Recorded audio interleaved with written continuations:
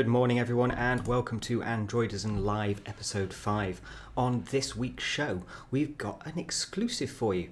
This is a new game called Snail Way, an epic adventure, and effectively it's a new game that's coming out towards the end of the year on Android, but we've been given an exclusive first look at it. We're also going to be taking a look at, well, what are Samsung planning with the Galaxy Gear, and what does it really mean for us in actual terms. We'll also be taking a look at some brand new titles that have come out in the last week, including the new Asphalt 8, which is setting the world quite literally ablaze. But first off, how about we start with a brand new live intro.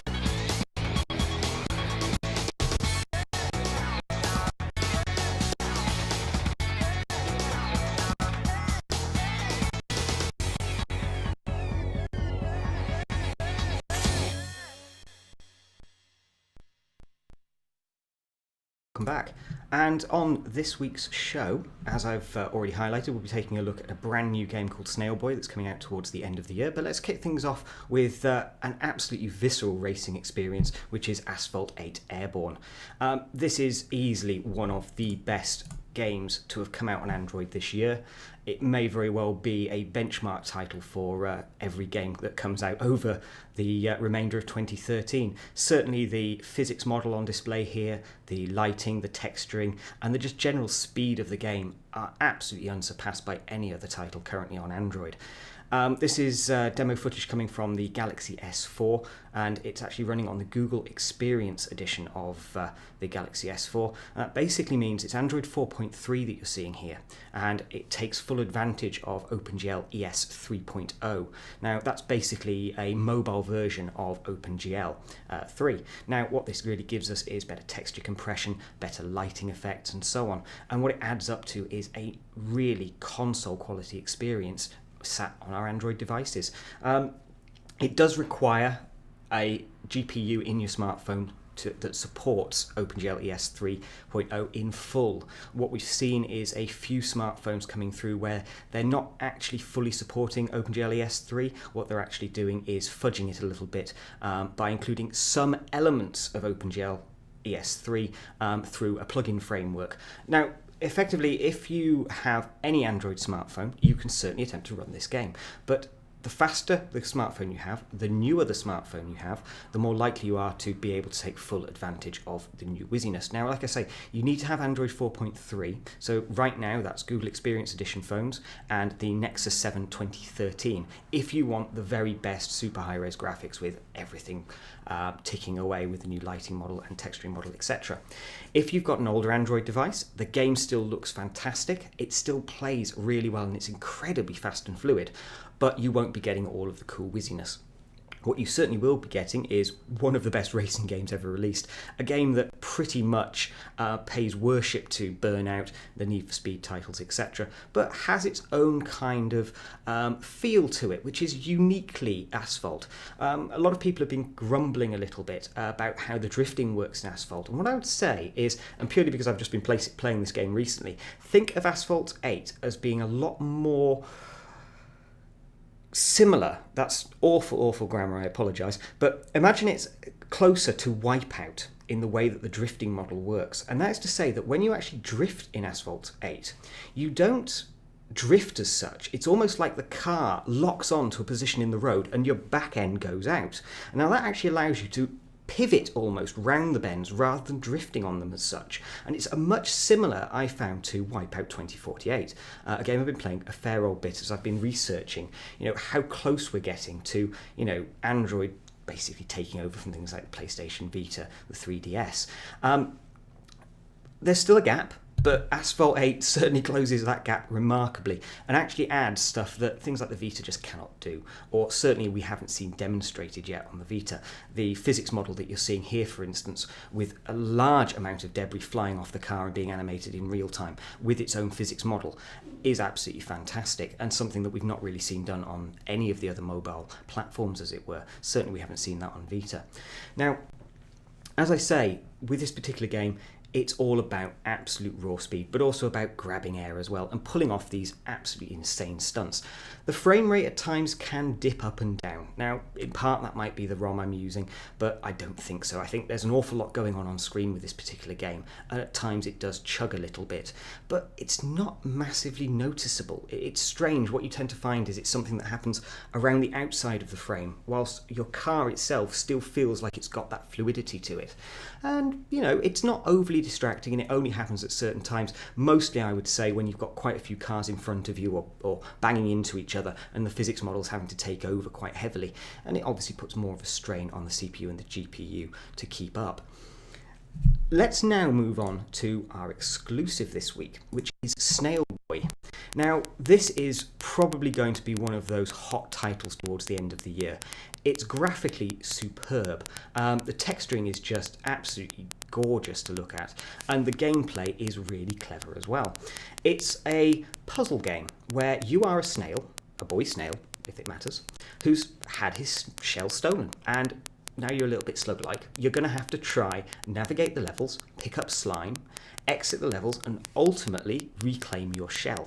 Now, the gameplay is quite simple, but it's quite challenging because what you have to do is angle yourself using this kind of trajectory bar to stick to surfaces or hit platforms and complete the level. And whilst you're doing this, you've got to try and claim as much of the slime as you possibly can.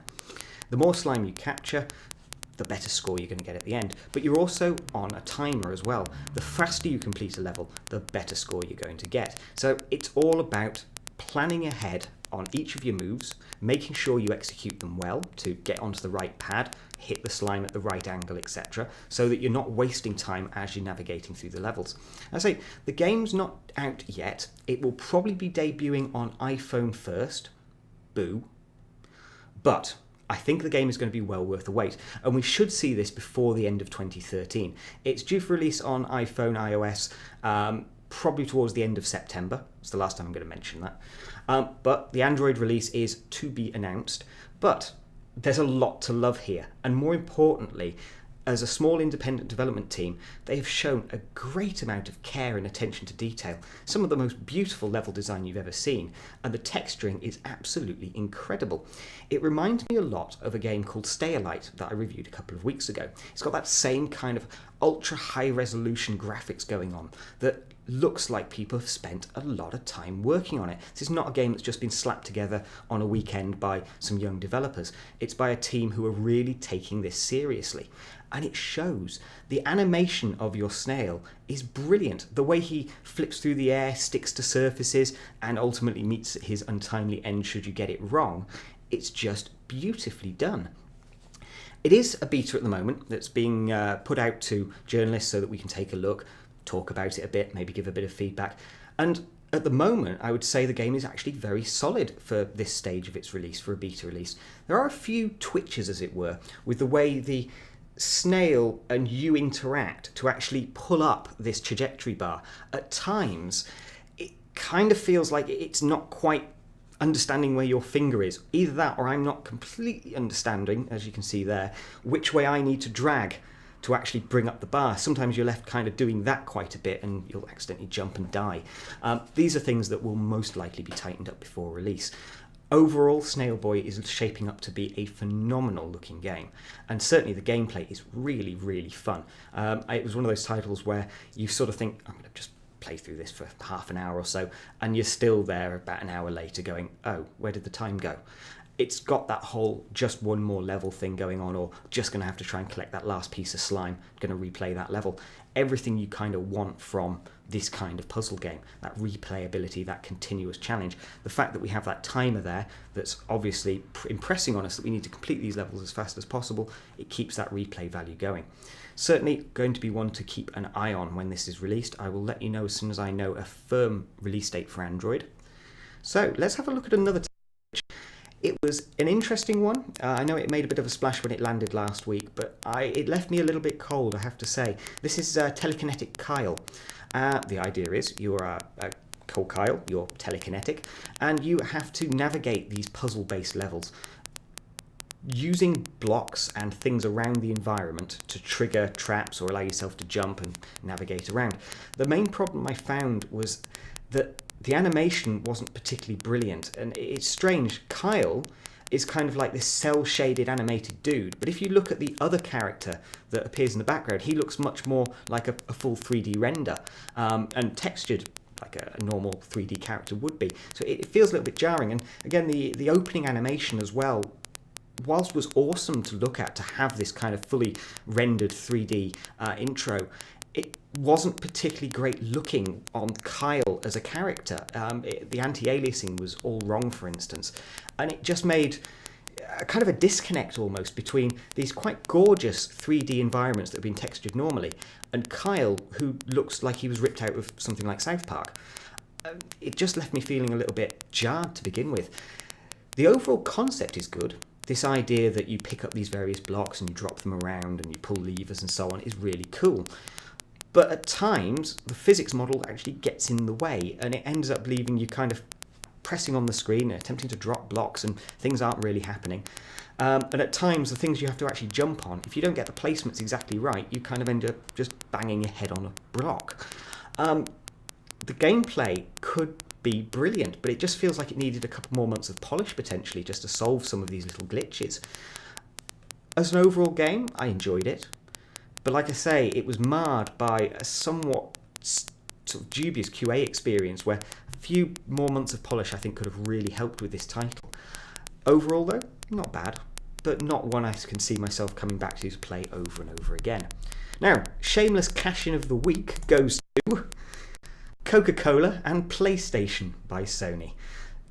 Effectively, and I still can't fathom why they've done this, but what we have is a game that has been released purely for the promotion of an energy drink or a soft drink and Sony's PlayStation, which is cool and all because it's featuring characters from the PlayStation staple, as it were.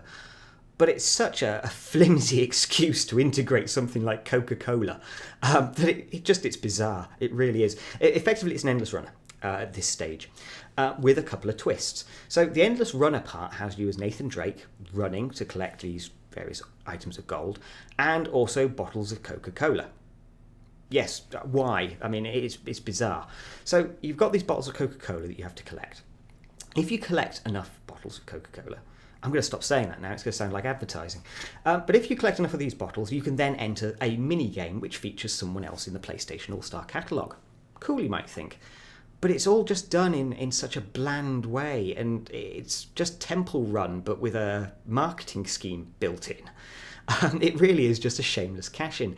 The graphics are great, and the gameplay kind of works, but ultimately, the whole time you're playing this game, you're being advertised to. You're being advertised to by a soft drinks company, and you're being advertised to by a games company. It is nice that it was released on Android. That's brilliant. And obviously, they're going to add more content to this. At the moment, it just features Nathan Drake and Ratchet & Clank, but there's obviously plans there to integrate Sackboy, the guy from Infamous, and a few others as well. But overall, I just find myself going, ugh, it's like watching an advert, only worse. I'm having to interact with it to play. So, not something I can see myself ever recommending particularly. Now, here's a title which I'm going to be reviewing later on in the week, and it's just brilliant.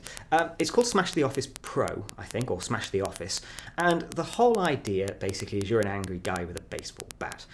You've had a bad day in the office, and you're going to take out some revenge on absolutely anything that's in your way.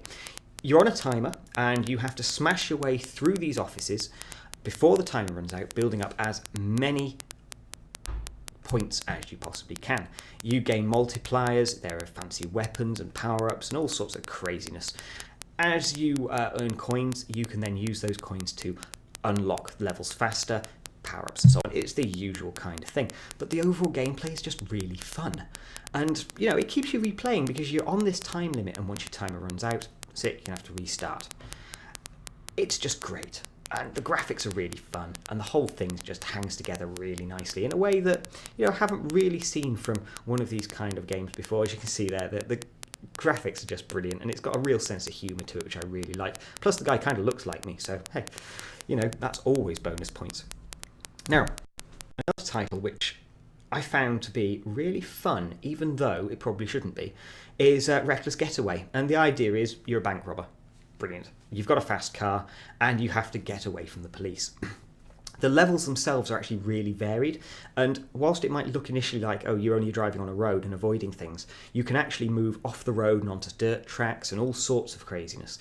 And the whole time it's up to you where you drive. You know, you can move around quite a fair amount. You have jumps you're going to have to complete, you've got to knock out the police cars, and basically stop yourself from being stopped. Getting through the end of a level allows you to move on to the next Reckless Getaway. At the whole time, the graphics are just fantastic. They've got that cell shading thing going on. The anti-aliasing is maybe not as good as it could be, but ultimately there's an awful lot going on screen at any given time, and that it does make a bit of a difference. They've obviously gone to keep the frame rate up and not have things looking as beautiful as it possibly could be. Overall, great fun title. I'm going to be looking forward to reviewing this one later on in the week. I think people are going to really like it. It's got that great replay value going on. It's got the great pick up and play. It didn't take me more than a few seconds to work out what I had to do. Drive as fast as possible and stay away from everything else. Fantastic. So, now let's move on to the rumours of what Samsung are up to with the Galaxy Gear. This is a conceptual render. Now, unfortunately, I can't work out who originally posted these conceptual renders because it's been spread around that many times by that many blogs. The original attribution has been lost. If you happen to be the artist who created these, kudos, they are fantastic. And do let me know and I will drop you an annotation on. But most of the rumours are focused on whether Samsung will release a flexible display. Now, that is a display which, for all intents and purposes, is flexible. Now, when we talk about flexible displays, at this point in the technology, I don't think we're talking about something where we can bend it ourselves. What we're talking about is a manufacturing process that allows for a piece of glass, as well as the LCD component, be that Super AMOLED, LCD, IPS, whatever, which is flexible. So it can be bent, held in place, and then worn on something that is round, like a wrist.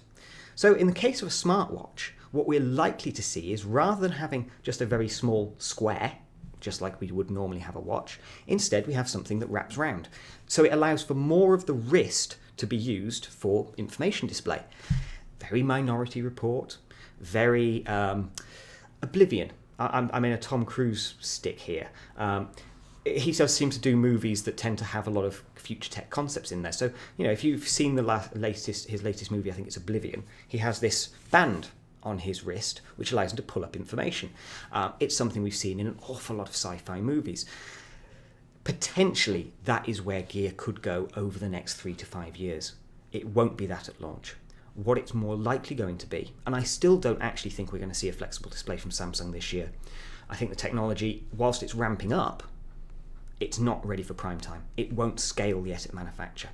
I will happily eat my words come September, but I don't think that's what Samsung are going to launch.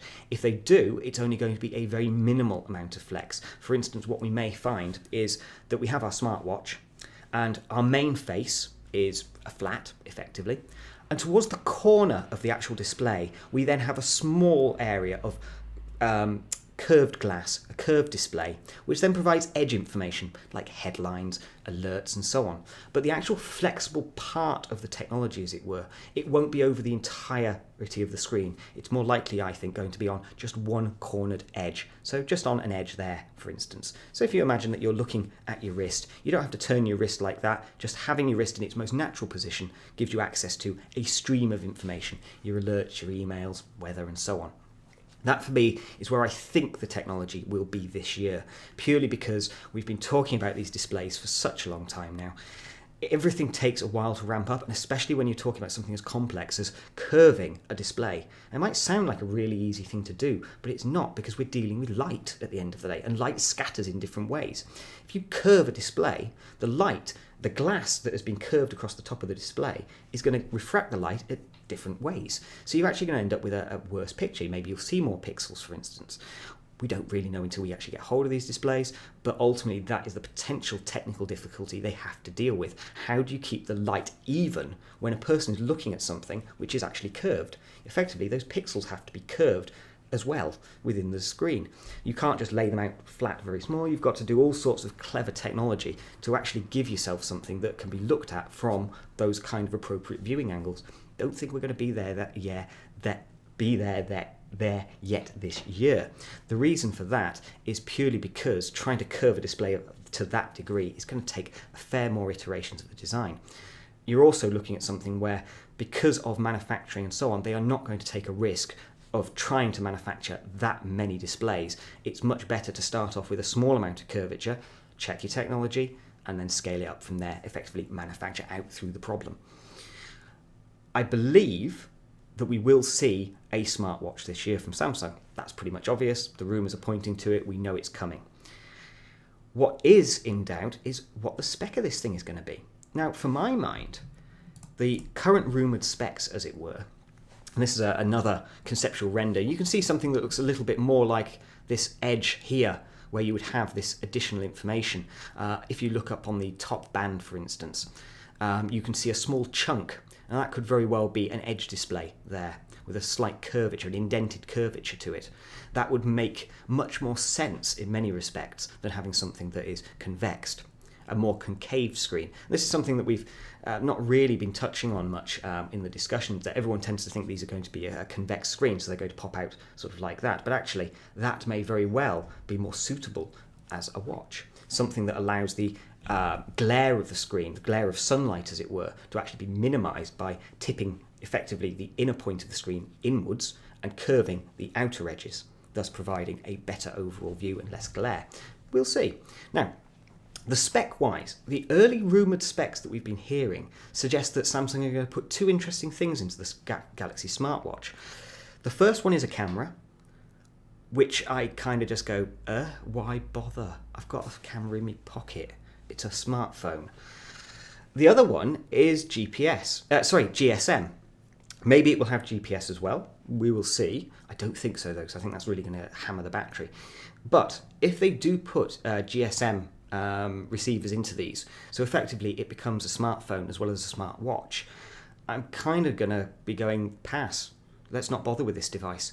Hopefully they'll release two devices, which gives us the choice, so we can have it as something we can hook up to our Android devices, or as something that we can wear and have it as a fully contained unit effectively. So allowing it to be a smartphone watch, if you will. Bluetooth headphones or Bluetooth headset, make your phone calls from it, brilliant. Very Dick Tracy, I suppose. However, the reason I don't think that's going to be a great idea is battery life, first and foremost. Also, if you look at the people who are going to want to buy a Samsung Galaxy Gear, it's not going to be people who don't own a phone. So they're going to be Android users, certainly within this first sort of 6 months to a year's worth of the device being on the market, its first iteration. The people who buy this are already smartphone owners. They're not going to want to have GSM in there. They're probably not going to want to have GPS in there. Probably not going to want to have much more than a screen, Bluetooth, and some memory in there, and a CPU, GPU combi. Very low-powered ones, obviously. If Samsung go down the line of integrating GPS, GSM, Wi-Fi, all this other technology, your smart watch is going to be about as useful as, well, a brick strapped to your wrist, because your battery's going to die after 6 hours. A watch can't be a smartwatch, should I say, cannot be something that stops working because the battery runs out after 6 hours. Absolutely useless it would be. It has to be something that can get at least 3 or 4 days worth of standby out of it, and probably at least 2 days worth of general computing use, looking at information, pulling up information quickly, placing calls that are triggered from your smartwatch but relayed through your Android device. Obviously, we want to see Bluetooth 4 here. We want to see those low-power Bluetooth profiles in use, keep that power consumption for Bluetooth down to an absolutely bare minimum. But ultimately, if Samsung are going the way that the rumours suggest, I think they're going to find their first major failure in the market, because they're not really pegging it at the Android community itself. It's going to, presumably, if they go that way, be pegged at the mass market, at a time when the majority of consumers simply could not give two figs about wearable computing. It's true. They couldn't give two figs about wearable computing. We know that because Sony had absolutely no success with their own smartwatch. In the end, they discounted it heavily, gave away the SDK, and have attempted to get developers to develop for their second generation smartwatch, which doesn't look to be much better than their first generation smartwatch. If people were genuinely interested en masse, like people who buy Seiko watches or Casio watches, general public, we would have seen a massive upswing in the number of people buying Sony's product. Obviously. We've heard a lot more buzz about Sony's product, but as it is, it stayed in a niche. It stayed within the Android community more often than not. Maybe Samsung has the ability to drive mass adoption with a smartwatch, but it won't happen with this first generation product. There's going to be too much innovation lag here. What will happen is over the next 2 years, as things like Google Glass, as a lot more wearable tech starts to come through, then we will see this category of technology really accelerate. But that isn't going to happen to begin with. And certainly with what Samsung are offering or appear to be offering, it doesn't look like they've understood the market that they're trying to put this product into initially. And that market is obviously Android users, people who already have Galaxy smartphones, people who are enthusiastic about the future of wearable tech. And if you're going to end up loading a device out with battery-hungry extras, things that aren't really necessary, then people aren't going to really find it a great experience. And so your first product is going to turn out to be a bit of a disaster. Do you know what I mean? But maybe Samsung will prove us all wrong. Maybe the rumours are absolute balderdash. I certainly hope so. What I'd really, really like to see is just a simple smart device. Put a screen in it, put some memory in it, put a CPU, a basic GPU, low-powered Bluetooth, and a great software SDK. Give us those things and let developers do the rest. Keep the cost down. I mean, if you were just to build a device with that kind of spec, it could probably be done for under the $100 mark. The magic $100, the magic £99, €99. If you load it up with GSM, GPS, loads and loads of other junk, then the device is going to cost more. You're probably going to have to put a bigger battery in it, etc., to offset the battery drain, and the cost is going to go up. Wearable tech has to fit within the price range, yes, of a luxury item, but it has to fit within the price range of the item it's replacing. So if it's a smart watch, then the most expensive luxury smartwatch that someone would luxury watch that someone's likely going to buy is between £99 and £199, dollars, what have you, in that price range. And bearing in mind that's a basic watch, maybe it's got ticking hands on it and it's made by Seiko and it's gold plated or something. I mean, you're talking about the top end of quality watches. Let's not go into the Rolex side of things, shall we? Just paying for something else there. But ultimately, if Samsung want this to be a success, it's going to have to be a good price replacement for a luxury watch that people would actually buy. And obviously the service proposition there is you're getting more for your money. You're getting this data-driven device. That's much better than just something that goes tick, tick, tick, tick, tick. But how long will it take Samsung to get this device onto the market and produce something that is truly solid? From a point of view of developers, I think it's going to be a difficult one. I think until we actually see Google integrate this stuff directly as part of the Android SDK, potentially releasing their own wearable SDK technology that other manufacturers can integrate, I think there is going to be quite a lot of adoption lag on this one. Developers aren't going to want to throw in with just Samsung or just Sony or just Google on its own. They want to see an ecosystem. Build once, replicate to many. Until they have that, there is going to be an awful lot of innovation lag on this one. Samsung have already started requesting from developers and innovators ideas that they can roll out really or investigate with wearable tech and with flexible display screens in particular. Again, if a company the size of Samsung can't figure out what to do with this technology they've invented, then there's going to be a big lag on seeing newer ways of using wearable tech. And, I'm not sure Galaxy Gear is going to be a massive, brilliant device when it comes to market. I think it's going to be a good product. I think it's going to open up a lot of people's eyes to wearable tech. But I'm afraid I don't think it's going to be the thing, not the final form and not the one that everyone kind of hangs on a peg and say, right, all other smartwatches, all other wearable tech needs to come up to this level. I think there's an awful lot of innovation out there yet on this. When we look at what Pebble have been doing, which is interesting, but I think not really a final form either. It's a little bit low tech actually for my liking in comparison to where I really want that wearable tech to come to. But Google Galaxy Gear, or sorry, should I say Samsung Galaxy Gear, been trying really, really hard all morning not to keep saying Google Galaxy Gear. GGG. Gotta love it. But anyway, let's take a look at another game, and this one I'm afraid I really didn't enjoy. It's called Pure Drift, and I think it's by a small group of independent developers. I say that because the quality is not particularly brilliant. It's a game which is almost searching for a high score, potentially. The idea is that you have to drift through these hoops, as it were, scoring points. You have a time limit. You need to score as many points as you can in the time you've got. But unfortunately, the car control is atrocious. Actually drifting with any degree of accuracy is next to impossible. And the whole thing is just a kind of a frustrating mess, actually, of a game. It's a real pity because there's actually a great concept here if it was turned into a circuit drifting game. And you can still use the hoops in order to trigger the scores, but as this kind of weird free roaming thing, it feels more like a technical test than an actual game. It's a real pity. I'm trying not to be too harsh on it because I get the feeling it's done by a small independent team, potentially just by some studenty guys. But ultimately, feedback is feedback, and I would much rather have seen this as an actual racing game. Something where I have to go around the circuit, maybe I have a time limit and I need to score points as quickly as I possibly can, drifting on every single bend, chaining together drifts, left and right drifts, etc. Could have made for a really fun little game and app, something that you can pick up and play, do a quick course. On this particular one, Pure Drift, I just found it confusing and cold, honestly, and like I say, the car handling is not up to scratch in my opinion. So a game that I took a look at last week, and I showed you on last week's live show, is WC Genesis.